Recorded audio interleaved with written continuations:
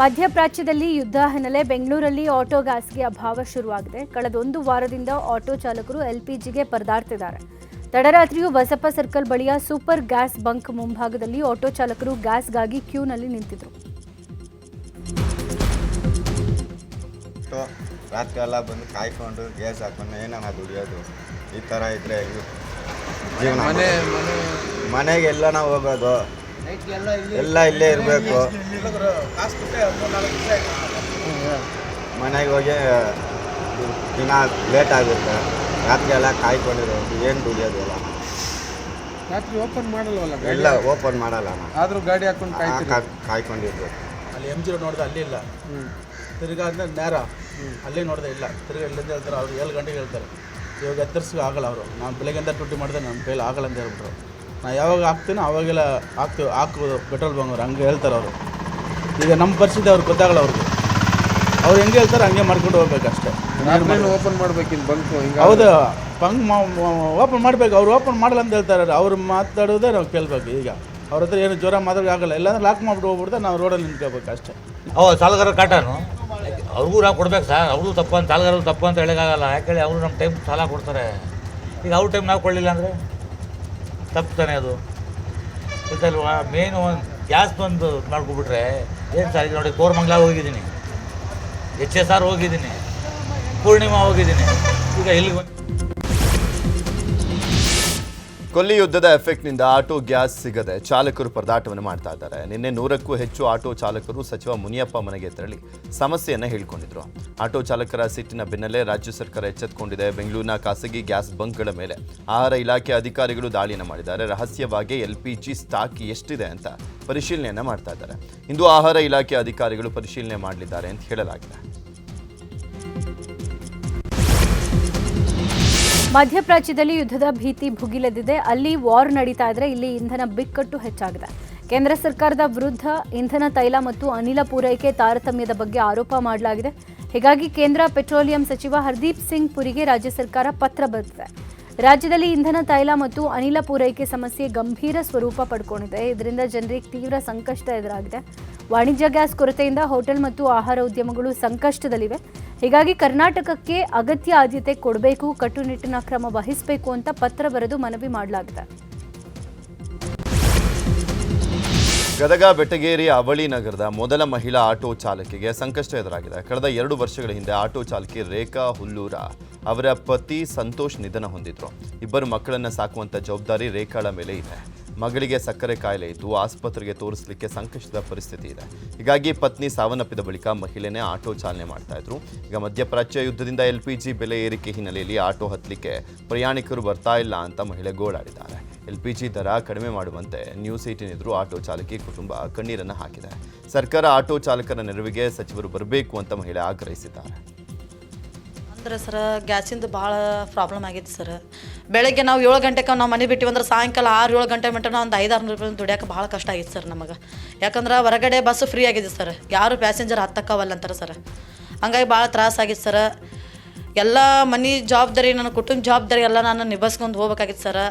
ಯಾಕಂದ್ರೆ ಫಸ್ಟಿಗೆ ನಮ್ಮ ಮನೆಯವ್ರು ಓಡಿಸಿದ್ರು ಸರ್ ಆಟೋ. ಅವರು ಸಡನ್ಲಿ ಡೆತ್ ಆಗಿದ್ದ ಕಾರಣ, ಅವ್ರು ಡೆತ್ ಆಗಿದ್ದಕ್ಕೆ ಅವ್ರ ಗಾಡಿನ ನಾವು ಓಡಿಸ್ತಾ ಇರೋದು ಸರ್. ನನಗೆ 2 ಜನ ಮಕ್ಕಳು ರೀ ಸರ್. 2 ಜನ ಮಕ್ಕಳು. ಒಬ್ಬ ಮಗ ಹಾಸ್ಟೆಲ್ನಲ್ಲಿ ಓದ್ತಾ ಇದ್ದಾನೆ, ಒಬ್ಬಕ್ಕೆ ಮಗಳಿಗೆ ಶುಗರ್ ಐತೆ ಸರ್. ಮಗಳು ನನ್ನಂತಲೇ ಇರ್ತಾಳೆ. ಆಕೆಗೆ 8 ವರ್ಷ ಸರ್ ಈಗ ಏಜ್. ಈಗ ಆಕೆಗೆ ಮೆಡಿಸಿನ್ಸ್ ತರಬೇಕಂತಂದ್ರೂ ಹೊರಗಡೆ ನಾವು ಪ್ರೈವೇಟ್ ಕಡೆ ಅಂತಂದ್ರೆ ದುಡ್ಡು ಭಾಳ ಸರ್.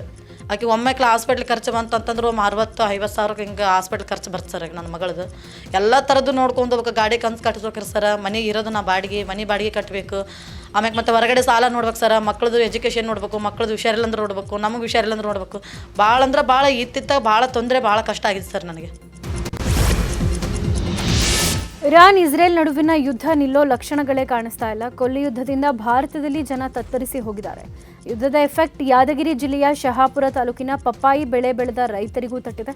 ಯುದ್ಧದಿಂದಾಗಿ ವಿದೇಶಕ್ಕೆ ಪಪ್ಪಾಯಿ ರಫ್ತಾಗ್ತಾ ಇಲ್ಲ. ಯುದ್ಧಕ್ಕೂ ಮುನ್ನ ಕೆಜಿ ಪಪ್ಪಾಯಿಗೆ 40-50 ರೂಪಾಯಿ ಇತ್ತು. ಆದರೆ ಈಗ ಕೆಜಿ ಪಪ್ಪಾಯಿ 8-10 ರೂಪಾಯಿಗೆ ಮಾತ್ರ ಮಾರಾಟ ಆಗ್ತಾ ಇದೆ. ಇದರಿಂದ ಲಕ್ಷಾಂತರ ರೂಪಾಯಿ ನಷ್ಟ ಆಗ್ತಾ ಇದ್ದು ಹಾಕಿದ ಬಂಡವಾಳ ಕೂಡ ವಾಪಸ್ ಬರ್ತಾ ಇಲ್ಲ ಅಂತ ರೈತರು ಗೋಳಾಡ್ತಿದ್ದಾರೆ. ಅತಿ ಹೆಚ್ಚು ಮಧ್ಯಪ್ರಾಚ್ಯ, ಸೌದಿ ಅರಬ್ ಕಂಟ್ರಿಗಳಿಗೆ, ಮುಸ್ಲಿಂ ಕಂಟ್ರಿಗಳಿಗೆ ಅತಿ ಹೆಚ್ಚು ಪಪ್ಪಾಯ ಬೆಳೆಯನ್ನು ರಫ್ತಾಗ್ತಿತ್ತು. ಆದರೆ ಈಗೇನಾಗಿದೆ ಅಂತಂದರೆ ಈ ಯುದ್ಧದ ಭೀತಿಯಿಂದಾಗಿ ಈ ದೇಶದಿಂದ, ನಮ್ಮ ದೇಶದಿಂದ ಪಪ್ಪಾಯಿ ಬೆಳೆಗಾರರ ಒಂದು ಪಪ್ಪಾಯವನ್ನು ರಫ್ತಾಗ್ತಾ ಇಲ್ಲ. ಹಾಗಾಗಿ ನಾವು ಈ ಬಾರಿ ಪಪ್ಪಾಯ ಬೆಳೆದಿರ್ತಕ್ಕಂಥ ಎಲ್ಲ ಬೆಳೆಗಾರರಿಗೆ ಅತ್ಯಂತ ಸಂಕಷ್ಟದ ದಿನಗಳು ಎದುರಾಗಿದೆ. ಈಗ ಬೆಳೆ ತೋಟದಲ್ಲೇ ನಿಂತು ಕೊಳಿಲಿಕ್ಕತ್ತದ. ಯಾರು ಅದು ಹೋದ ಸಲ ನಮ್ಗೆ ಪಪ್ಪಾಯಿ 40 ರೂಪಾಯಿ ಮತ್ತು 50 ರೂಪಾಯಿ ಬೆಲೆ ಇರ್ತಕ್ಕಂಥದ್ದು ಈಗ ಕೇವಲ 8 ರೂಪಾಯಿ ಸಹಿತ ಯಾರೂ ಕೇಳ್ತಾ ಇಲ್ಲ. ಹಾಗಾಗಿ ಭಾರಿ ಸಂಕಷ್ಟದ ಪರಿಸ್ಥಿತಿಯೊಳಗೆ ನಾವು ಅದೀವಿ ಈಗ ಪಪ್ಪಾಯಿ ಬೆಳೆಗಾರರು. ಹಿಂಗಾದ್ರೆ ತೋಟಗಾರಿಕೆ ಮಾಡಬೇಕು ಅಥವಾ ಅದೇ ಭತ್ತದ ಗದ್ದೆಗಳನ್ನು ಮಾಡಬೇಕು ಅರ್ಥ ಆಗ್ತಾ ಇಲ್ಲ. ಕೋಲಾರ ನಗರದ ಮಹಾಲಕ್ಷ್ಮಿ ಲೇಔಟ್ನಲ್ಲಿ ಗ್ಯಾಸ್ ರೀಫಿಲ್ಲಿಂಗ್ ಮಾಡ್ತಾ ಇದ್ದಂಥ ಅಡ್ಡೆ ಮೇಲೆ ಪೊಲೀಸರು ದಾಳಿಯನ್ನು ಮಾಡಿದರು. ಸರ್ಕಲ್ ಇನ್ಸ್ಪೆಕ್ಟರ್ ಸದಾನಂದ ನೇತೃತ್ವದಲ್ಲಿ ಅಟ್ಯಾಕ್ ಮಾಡಲಾಯಿತು. ಆದರೆ ದಾಳಿಗೂ ಮುನ್ನ ನ್ಯೂಸ್ 18 ಕ್ಯಾಮೆರಾ ಕಂಡು ಗ್ಯಾಸ್ ಸಿಲಿಂಡರ್ ಸಮೇತ ದಂಧೆಕೋರರು ಎಸ್ಕೇಪ್ ಆಗಿದ್ರು. ಗ್ಯಾಸ್ ಅಭಾವ ಹಿನ್ನೆಲೆಯಲ್ಲಿ 1 kg ರೀಫಿಲ್ಲಿಂಗ್ ಗ್ಯಾಸ್ಗೆ 350 ರೂಪಾಯಿಯನ್ನು ಪಡಿತಾ ಇದ್ರಂತೆ.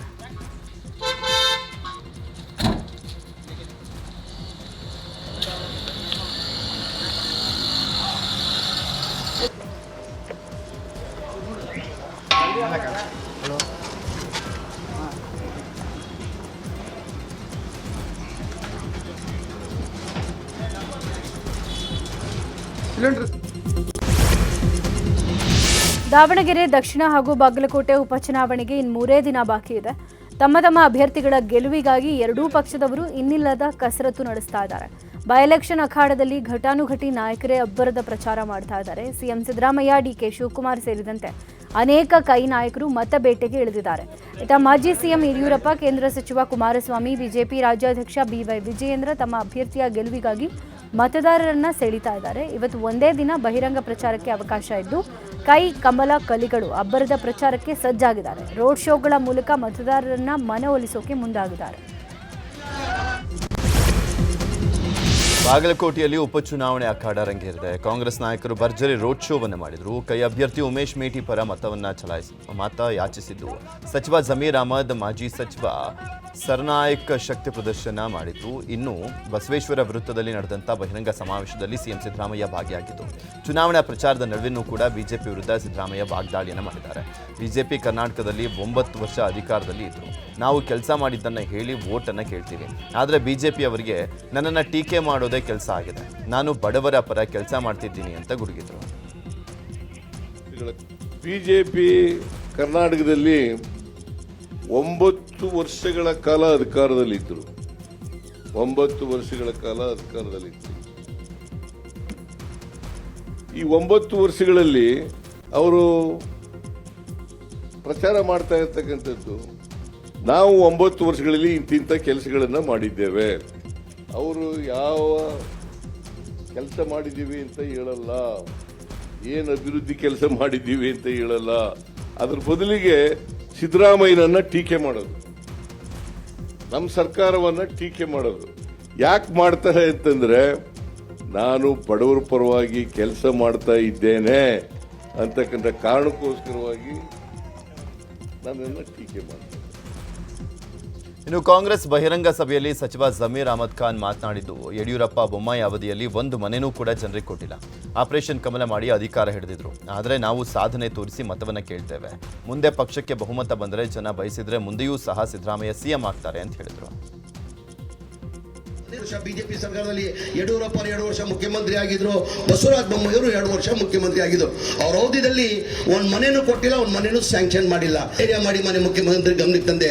ಸರ್, ಹಿಂದಿನ ಸರ್ಕಾರದಲ್ಲಿ ತಾವೇ ಮುಖ್ಯಮಂತ್ರಿ ಇರುವಾಗ ಈ ಮನೆಗಳು ಸ್ಯಾಂಕ್ಷನ್ ಮಾಡಿದ್ದು. ಅದಾದ್ಮೇಲೆ ಒಂದು ಮನೆನೂ ಸ್ಯಾಂಕ್ಷನ್ ಮಾಡಿಲ್ಲ, ಒಂದು ಮನೆನೂ ಕೊಡಕ್ಕೆ ಸಾಧ್ಯ ಆಗಿಲ್ಲ. ಜನ 4.5 ಲಕ್ಷ ಕೊಡಕ್ಕೆ ಸಾಧ್ಯ ಆಗಲ್ಲ. ಒಂದು ಮನೆ ಕಟ್ಟಬೇಕಾದ್ರೆ 7.5 ಲಕ್ಷ ಆಗ್ತದೆ. ಜನವರಿಯಲ್ಲಿ 24ನೇ ತಾರೀಕಿಗೆ ದೊಡ್ಡ ಮಟ್ಟದ ಹುಬ್ಳಿದಲ್ಲಿ ಕಾರ್ಯಕ್ರಮ ಮಾಡಿ 42,345 ಮನೆ ಕೊಟ್ವಿ. ಒಟ್ಟಾಗಿ 79,860 ಮನೆ ಕೊಟ್ವಿ. ಏನಿಗೆ ಬಿಜೆಪಿ ಅವ್ರು ಕೊಟ್ಟಿಲ್ಲ, ಏನಿಗೆ ಜನತಾದಳ ಅವ್ರು ಕೊಟ್ಟಿಲ್ಲ? ಅವ್ರು ಬಡವ್ರ ಬಗ್ಗೆ ಕಾಳಜಿ ಇದ್ರೆ ಅವ್ರು ಕೊಡ್ತಾ ಇದ್ರು ತಾನೆ. ಅಂದ್ರೆ ಬಡವ್ರ ಬಗ್ಗೆ ಸಿದ್ದರಾಮಯ್ಯ ಮಾತ್ರ ಕಾಳಜಿ ಇರೋದು, ಅವ್ರು ಇಲ್ಲ ಅಂತ ನಿಮ್ಗೆ ಕೇಳಕ್ ಬಯಸ್ತಾ. ಬಾಗಲಕೋಟೆಯಲ್ಲಿ ಪ್ರಚಾರದ ಮಧ್ಯೆಯೂ ಕೂಡ ಸಿಎಂ ಸಿದ್ದರಾಮಯ್ಯ ಟೆಂಪಲ್ ರನ್ ಮಾಡಿದ್ರು. ನಗರದ ಗ್ರಾಮ ದೇವತೆಯಾದಂಥ ದ್ಯಾಮವ್ವ ದುರ್ಗಮ್ಮ ದೇಗುಲಕ್ಕೆ ಹೋಗಿ ವಿಶೇಷ ಪೂಜೆಯನ್ನು ಸಲ್ಲಿಸಿದರು. ಕೊತ್ತಲೇಶ್ವರ ದೇಗುಲಕ್ಕೆ ಭೇಟಿ ನೀಡಿ ದೇವರ ದರ್ಶನವನ್ನು ಪಡೆದರು. ಈ ವೇಳೆ ದೇಗುಲದ ಅರ್ಚಕರು ಸಿಎಂ ಸಿದ್ದರಾಮಯ್ಯರ ಹಣೆಗೆ ಕುಂಕುಮ ಹಚ್ಚಿ ಶಾಲನ್ನು ಹೊದಿಸಿ ಹಾರ ಹಾಕಿ ಸನ್ಮಾನ ಮಾಡಿದರು.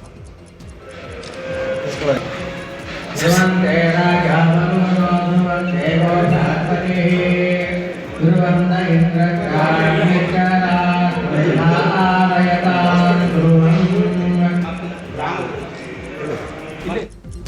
ಬಾಗಲಕೋಟೆಯಲ್ಲಿ ಸಚಿವ ಸತೀಶ್ ಜಾರಕಿಹೊಳಿ ಮಾತನಾಡಿದ್ದು ಕ್ಷೇತ್ರದಲ್ಲಿ ಕಾಂಗ್ರೆಸ್ ಪರವಾದಂಥ ವಾತಾವರಣ ಇದೆ. ಬೂತ್ ಮಟ್ಟದಲ್ಲಿ ಕೆಲಸ ಮಾಡಬೇಕಾಗಿದೆ. ಪಕ್ಷದ ಗ್ಯಾರಂಟಿ ಯೋಜನೆ ಮತ್ತು ಅಭಿವೃದ್ಧಿ ಬಗ್ಗೆ ಹೇಳಿಕೆ ನಮ್ಮ ಪರ ಪ್ರಚಾರ ಮಾಡ್ತೀವಿ ಅಂತ ಹೇಳಿದರು. ಗೆಲ್ಲೋತ್ತೆ ಎಲ್ಲ ಅವಕಾಶಗಳಿದೆ. ಇನ್ನು ಕೂಡ ನಮ್ಮ ಕಾರ್ಯಕರ್ತರು ಮನೆ ಮನೆಗೆ ಹೋಗಬೇಕು. ಪಕ್ಷದ ಗ್ಯಾರಂಟಿ ಅಭಿವೃದ್ಧಿ ಇವನ್ನೆಲ್ಲ ಹೇಳುವಂಥ ಪ್ರಯತ್ನ ಮಾಡಿ ಇನ್ನೂ ನಾವು ಗೋಲ್ ರೀಚ್ ಆಗಬೇಕಾಗಿದೆ. ಆ ಹಂತದಲ್ಲಿ ಕೆಲಸ ಮಾಡ್ತೀವಿ. ನಮ್ಮ ಗೋಲನ್ನು ಮುಟ್ಟುವಂಥ ಪ್ರಯತ್ನ ಮಾಡ್ತೀವಿ. ಗೆಲ್ಲೋತ್ತೆ ಎಲ್ಲ ಅವಕಾಶಗಳಿದೆ. ಇನ್ನೂ ಕೂಡ ಭರ್ಜರಿ ಪ್ರಚಾರವನ್ನು ಮಾಡ್ತಾ ಇದ್ದಾರೆ. ನಿನ್ನೆ ಸಿಎಂ ಸಿದ್ದರಾಮಯ್ಯ ಮತಭೇಟಿಯನ್ನು ಮಾಡಿದ್ರು. ಇವತ್ತು ಡಿಸಿಎಂ ಡಿಕೆ ಶಿವಕುಮಾರ್ ಭೇಟಿಯನ್ನು ಮಾಡಲಿದ್ದು ಕಾಂಗ್ರೆಸ್ ಅಭ್ಯರ್ಥಿ ಸಮರ್ಥ ಶಾಮನೂರು ಪರ ಮತ ಸಂಚಾರವನ್ನು ಮಾಡಲಿದ್ದಾರೆ. ನಗರ ದೇವತೆ ದುರ್ಗಾಂಬಿಕಾ ದೇವಿ ದೇವಸ್ಥಾನದಿಂದ ರೋಡ್ ಶೋ ಮಾಡಿ ನಂತರ ಎಸ್ಎಸ್ಎಂ ನಗರ ಬಳಿ ಸ್ಟೇಡಿಯಂನಲ್ಲಿ ಬಹಿರಂಗ ಸಭೆಯನ್ನು ಮಾಡಲಿದ್ದಾರೆ.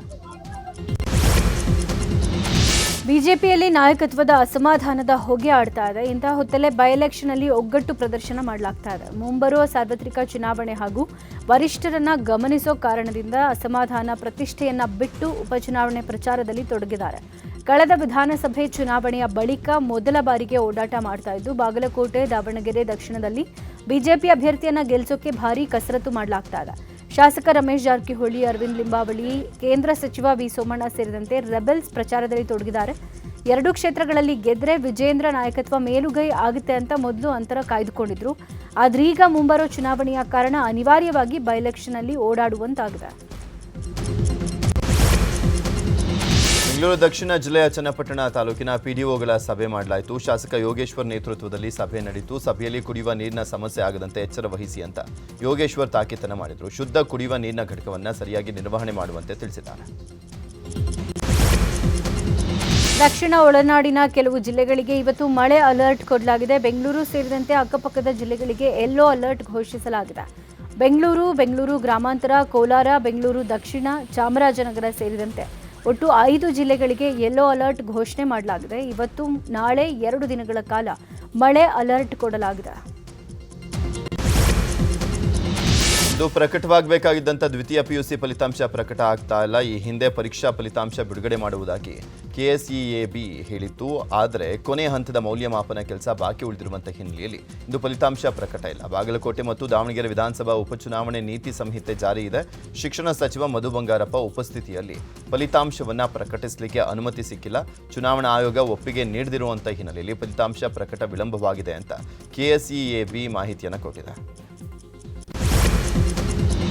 ಕಾರವಾರದಲ್ಲಿ ಸರ್ಕಾರಿ ಮಲ್ಟಿ ಸ್ಪೆಷಾಲಿಟಿ ಆಸ್ಪತ್ರೆ ಇದ್ರೂ ಪ್ರಯೋಜನ ಇಲ್ಲದಂತಾಗಿದೆ. ಆಸ್ಪತ್ರೆ ಶುರುವಾಗಿ 8 ತಿಂಗಳಾದರೂ ಅಲ್ಲಿ ಕೆಲಸ ಮಾಡೋಕೆ ವೈದ್ಯರು ಆಸಕ್ತಿ ತೋರಿಸ್ತಾ ಇಲ್ಲ. ಹೃದ್ರೋಗ ತಜ್ಞರು ಸೇರಿ ಮಾರಕ ಕಾಯಿಲೆಗೆ ಚಿಕಿತ್ಸೆ ಕೊಡೋಕೆ ವೈದ್ಯರಿಲ್ಲದೆ ರೋಗಿಗಳು ಪರದಾಡುವಂತಾಗಿದೆ. ಸುಮಾರು 92 ಮಂದಿ ವೈದ್ಯರ ಕೊರತೆ ಇದ್ದು ಎಷ್ಟು ಬಾರಿ ಸಂದರ್ಶನಕ್ಕೆ ಕರೆದ್ರೂ ಯಾರೂ ಬರ್ತಾ ಇಲ್ಲ. ಹೀಗಾಗಿ ರೋಗಿಗಳಿಗೆ ಚಿಕಿತ್ಸೆ ಕೊಡಲಾಗದೆ ಮಂಗಳೂರು ಮಣಿಪಾಲ್ ಆಸ್ಪತ್ರೆಗೆ ಶಿಫಾರಸು ಮಾಡ್ತಿದ್ದಾರೆ. ಜನ ಇವತ್ತು ಈ ಆಸ್ಪತ್ರೆ ಬರ್ತಾರೆ, ಆದರೆ ನಾವು ತಿಳಿದುಕೊಂಡಷ್ಟು ಸುಲಭ ಆಸ್ಪತ್ರೆ ಅಲ್ಲ ಅದು. ಯಾಕಂದರೆ ಯಾವುದೇ ರೋಗಿಗಳಿಗೆ ಒಳ್ಳೆಯ ಡಾಕ್ಟರ್ ಇವತ್ತು ನಮ್ಗೆ ಸಿಗ್ತಾ ಇಲ್ಲ. ಒಳ್ಳೆ ಡಾಕ್ಟರ್ಗಳನ್ನು ತರುವಂಥ ವ್ಯವಸ್ಥೆ ಮಾಡಿ ಮಲ್ಟಿ ಸ್ಪೆಷಾಲಿಟಿ ಆಸ್ಪತ್ರೆ ಒಳ್ಳೆ ರೀತಿಯಲ್ಲಿ ರಾಜ್ಯ ಮಟ್ಟದಲ್ಲಿ ಇವತ್ತು ಒಳ್ಳೆಯ ಹೆಸರು ಗಳಿಸುವಂಥ ವ್ಯವಸ್ಥೆ ಆಗಬೇಕೇ ವಿನ ಕಾಟಾಚಾರ.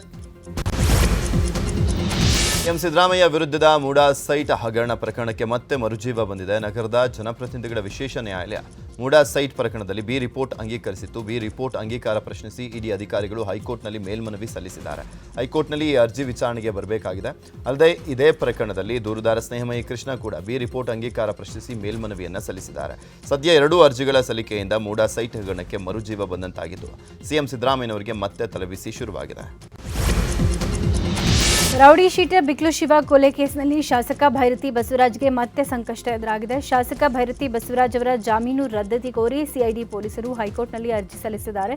ಇತ್ತೀಚೆಗಷ್ಟೇ ಜನಪ್ರತಿನಿಧಿಗಳ ಸ್ಪೆಷಲ್ ಕೋರ್ಟ್ ಭೈರತಿ ಬಸವರಾಜ್ ಅವರಿಗೆ ಜಾಮೀನು ಮಂಜೂರು ಮಾಡಿತ್ತು. ಜಾಮೀನು ಬಳಿಕ ಭೈರತಿ ಬಸವರಾಜ್ ಜೈಲಿನಿಂದ ಬಿಡುಗಡೆ ಆಗಿದ್ರು. ಜಾಮೀನು ಆದೇಶ ರದ್ದುಪಡಿಸುವಂತೆ ಕೋರಿ ಸಿಐಡಿ ಅಧಿಕಾರಿಗಳು ಹೈಕೋರ್ಟ್ನಲ್ಲಿ ಅರ್ಜಿಯನ್ನು ಸಲ್ಲಿಸಿದ್ದು ಇನ್ನಷ್ಟೇ ವಿಚಾರಣೆಗೆ ಬರಬೇಕಾಗಿದೆ. ರೇಣುಕಾಸ್ವಾಮಿ ಕೊಲೆ ಕೇಸ್ನಲ್ಲಿ A1 ಆಗಿರುವಂಥ ಪವಿತ್ರ ಗೌಡ ಜಾಮೀನು ಕೋರಿ ಹೈಕೋರ್ಟ್ನಲ್ಲಿ ಅರ್ಜಿಯನ್ನು ಸಲ್ಲಿಸಿದರು. ವಕೀಲ ಬಾಲನ್ ಮೂಲಕ ಅರ್ಜಿ ಸಲ್ಲಿಕೆ ಮಾಡಲಾಯಿತು. ಆದರೆ ವಿಚಾರಣೆಗೆ ಬರುವ ಮೊದಲೇ ಅರ್ಜಿ ವಾಪಸ್ ಪಡೆಯಲಾಗಿದೆ. ಸೆಷನ್ಸ್ ಕೋರ್ಟ್ನಲ್ಲಿ ಅರ್ಜಿ ವಜಾ ಆದ ಬಳಿಕ ಹೈಕೋರ್ಟ್ನಲ್ಲಿ ಅರ್ಜಿ ಸಲ್ಲಿಸಲಾಗಿತ್ತು. ಹುಬ್ಬಳ್ಳಿ ಜಿಮ್ಗಳಲ್ಲಿ ಲವ್ ಜಿಹಾದ್ ಆರೋಪ ಹಿನ್ನೆಲೆಯಲ್ಲಿ ಹುಬ್ಬಳ್ಳಿಯ BVB ಕಾಲೇಜಿನ ಜಿಮ್ ಮಾಲೀಕರು ಹಾಗೂ ಟ್ರೇನಿಗಳ ಸಭೆ ಮಾಡಲಾಯಿತು. ಪೊಲೀಸ್ ಆಯುಕ್ತ ಶಶಿಕುಮಾರ್ ನೇತೃತ್ವದಲ್ಲಿ ಸಭೆಯನ್ನು ಮಾಡಲಾಯಿತು. ಮಹಿಳೆಯರು ಮತ್ತು ಯುವತಿಯರಿಗೆ ಜಿಮ್ನಲ್ಲಿ ಯಾವುದೇ ಅಚಾತುರ್ಯ ನಡೆಯದಂತೆ ತರಬೇತಿ ಕೊಡಬೇಕು. ಮಹಿಳೆಯರಿಂದಲೇ ಯುವತಿಯರಿಗೆ ಜಿಮ್ ತರಬೇತಿ ನೀಡಲಿಕ್ಕೆ ಕ್ರಮ ಕೈಗೊಳ್ಳುವಂತೆ ಸೂಚನೆಯನ್ನು ಕೊಡಲಾಯಿತು. ರಾಯಚೂರು ಜಿಲ್ಲೆಯ ಮಾನ್ವಿ ತಾಲೂಕಿನ ಹಿರೇಹಣಗಿ ಬಳಿ ಹೆದ್ದಾರಿ ನಿರ್ಮಾಣಕ್ಕಾಗಿ ಮನೆ ತೆರವಿಗೆ ಮುಂದಾಗಿದ್ದಕ್ಕೆ ಪ್ರತಿಭಟನೆಯನ್ನು ಮಾಡಲಾಯಿತು. ಈ ವೇಳೆ ಪೊಲೀಸರು ಹಾಗೂ ಕುಟುಂಬಸ್ಥರ ನಡುವೆ ವಾಗ್ವಾದ ನಡೆದಿದೆ. ಸಾಮೂಹಿಕ ಆತ್ಮಹತ್ಯೆ ಬೆದರಿಕೆಯೊಡ್ಡಿ ಹೆದ್ದಾರಿ ಸಂಚಾರ ತಡೆದು ಧರಣಿಯನ್ನ ಮಾಡಿದ್ದಾರೆ. ಮನೆಯಲ್ಲಿ ತೊಗರಿ, ಫ್ರಿಡ್ಜ್ ಸೇರಿದಂತೆ ಲಕ್ಷಾಂತರ ಮೌಲ್ಯದ ವಸ್ತುಗಳಿದ್ವು. ಆದರೆ ನೋಟಿಸ್ ಕೊಡದೆ ಏಕಾಏಕಿ ಮನೆ ಹೊಡೆದು ಹಾಕಿದ್ದಾರೆ. ಮನೆ ಕೆಡವಿದ್ರಿಂದ ಹಾಳಾದಂಥ ವಸ್ತುಗಳು ಬೆಳೆಗೆ ಸೂಕ್ತ ಪರಿಹಾರ ನೀಡುವಂತೆ ಒತ್ತಾಯಿಸಿದ್ದಾರೆ. ಇದು ನಮ್ಮ ಮನೆ ಹೊಡಿಬೇಕಂತ ಬಂದರ್ರಿ. ನಾನು ಗುಡಿಸಿದ್ದೆ ಇವ್ರಿಗೆ ಹೇಳೀನಿ, ತೊಗರಿ ಎಲ್ಲ ಇದಾವೆ, ಒಳಗೆ ಸಾಮಾನು ಇದಾವೆ, ಹೊಡಿಬೇಡ ಅಂತ ಹೇಳಿದ್ರು. ಇಲ್ಲ ನಾನು ಹೊಡಿತೀನಿ, ಏನು ಮಾಡ್ತದೆ ಮಾಡಿಕೆ SLO ಅವರೇ ಮೇನ್ ಹೆಡ್ ರೀ ರಾಯಚೂರು ಈ ಹೈವೇ ರೋಡಿಗೆ ಅವ್ರು ಸಂಬಂಧಪಟ್ಟವ್ರು. ಬೇಡ ಮಾಡಬೇಡ ಅಂತಂದ್ರೂ ಹೊಡೆದ್ರಿ. ಆಮೇಲೆ ಪೊಲೀಸರು ಕೂಡ ನಮ್ಗೆ ದೌರ್ಜನ್ಯ ಮಾಡಿ ಏನು ಮಾತಾಡ್ಲಾರ್ದಂಗೆ ಮಾಡಿದ್ರು. ಮಾಡಿ ಹೊಡೆಬಾರ್ದ ಮ್ಯಾಕ ಅವು ತೊಗರಿ ಎಲ್ಲ ಕಂಡುಗಟ್ಟಿಗೆ ದೂರ ಹೋಗ್ಬಿಟ್ರಿ. ಎಲ್ಲರೂ ಹೋದ ಮ್ಯಾಕೆ ಇವಾಗ ಹಿಂಗೆ ಮಾತಾಡಕ ಇವಾಗ ಎಲ್ಲದು ಕೊಡ್ತು ಅಂತಾರೆ. ಯಾವಾಗ ಕೊಡ್ತಾರೆ? ಆಶ್ವಾಸನೆ ಕೊಟ್ರೆ ಹೊಡ್ಲಿಕ್ಕೆ ಮುಂಚೆ ಕೇಳ್ಬೇಕು. ಏನು ಒಂದು ನೋಟಿಫಿಕೇಶನ್ ಇಲ್ಲ, ಒಂದು ಏನಿಲ್ಲ ರೀ. ಅವು ವಿಷ ಕೊಡೋದು ಸಹಾಯಕ್ಕೂ ಕರೆಕ್ಟ್ ಇದೀವಿ ರೀ. ಆಮೇಲೆ ಕೆಲವೊಬ್ರು ರೊಕ್ಕ ಕೊಟ್ಟು ಮನೆಗೆ ರೊಕ್ಕ ಜಾಸ್ತಿ ಮಾಡಿರಿ, ರೊಕ್ಕ ಕೊಡ್ಲಾರ್ದವ್ರಿಗೆ ಕಮ್ಮಿ ಮಾಡ್ಯಾರ. ಲಂಚ ಬಂಟ್ವಾಳ ನಗರ ಠಾಣಾ ವ್ಯಾಪ್ತಿಯಲ್ಲಿ ನಡೆದ ಕಳವು ಪ್ರಕರಣವನ್ನು ಭೇದಿಸಲಾಗಿದೆ. ಮಾರ್ಚ್ 21ನೇ ತಾರೀಕು ಬಂಟ್ವಾಳದ ಪರ್ಲಿಯಾ ವಸತಿ ಗೃಹದ ಬಳಿ ದ್ವಿಚಕ್ರ ವಾಹನ ಕಳುವಾದ ಬಗ್ಗೆ ಕೇಸ್ ದಾಖಲಾಗಿತ್ತು. ಘಟನೆ ಸಂಬಂಧ ತನಿಖೆ ನಡೆಸಿದ ಪೊಲೀಸರು ಒಟ್ಟು 3 ಬಂಧಿಸಿದ್ದು ಸ್ಕೂಟರ್ ವಶಕ್ಕೆ ಪಡೆದಿದ್ದಾರೆ. ಕೋಲಾರ ಜಿಲ್ಲೆಯ KGF ತಾಲೂಕಿನ ಆಂಡರ್ಸನ್ ಪೇಟೆ ಪೊಲೀಸರು ಕುಖ್ಯಾತ ರೌಡಿಯನ್ನ ಬಂಧಿಸಿದ್ದಾರೆ. ಲೂರ್ಡ್ ಬಡಾವಣೆ ನಿವಾಸಿ ಯಾಕೂಬ್ ಬಂಧಿತ ಆರೋಪಿ. 1 ಕೊಲೆ ಯತ್ನ ಪ್ರಕರಣದಲ್ಲಿ ಭಾಗಿಯಾಗಿದ್ದ ಯಾಕೂಬ್ ಜಾಮೀನು ಪಡೆದು ರಿಲೀಸ್ ಆಗಿದ್ದ. ಆದರೆ ಮತ್ತೆ ಅಪರಾಧ ಪ್ರಕರಣದಲ್ಲಿ ಭಾಗಿಯಾದ ಹಿನ್ನೆಲೆ ಆರೋಪಿಯನ್ನ ಬಂಧಿಸಲಾಗಿದೆ. ಕೋಲಾರ ಜಿಲ್ಲೆಯ ಬಂಗಾರಪೇಟೆ ತಾಲೂಕಿನಲ್ಲಿ ನಡೆದಿದ್ದ ದೇಗುಲ ಕಳವು ಪ್ರಕರಣದ ಆರೋಪಿಗಳನ್ನು ಪೊಲೀಸರು ಬಂಧಿಸಿದ್ದಾರೆ. ತಮಿಳುನಾಡು ಮೂಲದ ಶಿವ, ಪ್ರಭಾಕರ್, ನಾರಾಯಣಪ್ಪ ಹಾಗೂ ರೂಪೇಶ್ ಬಂಧಿತರು. ಆರೋಪಿಗಳಿಂದ ಆಭರಣ, ದೇವರ ಪೂಜಾ ವಸ್ತು, ಕೃತ್ಯಕ್ಕೆ ಬಳಸಿದ ಕಾರನ್ನು ವಶಕ್ಕೆ ಪಡೆಯಲಾಗಿದೆ.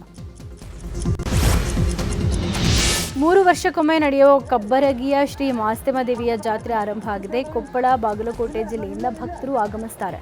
ಜಾತ್ರೆಯಲ್ಲಿ 120 ಅಡಿ ಎತ್ತರದ ಹಾಲುಗಂಬ ಏರೋ ಸ್ಪರ್ಧೆ ಏರ್ಪಡಿಸಿದ್ದು ನೋಡುಗರ ಕಣ್ಮನ ಸೆಳೆದಿದೆ.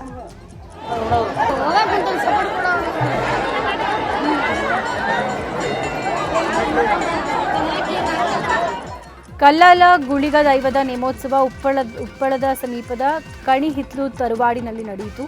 ಕ್ಷೇತ್ರಪಾಲ ಗುಳಿಗ ಎಂದೇ ಕರೆಯಲ್ಪಡುವ ಈ ದೈವದ ನೇಮೋತ್ಸವ ನೋಡೋಕೆ ಸಾವಿರಾರು ಸಂಖ್ಯೆಯಲ್ಲಿ ಭಕ್ತರು ಆಗಮಿಸಿದರು.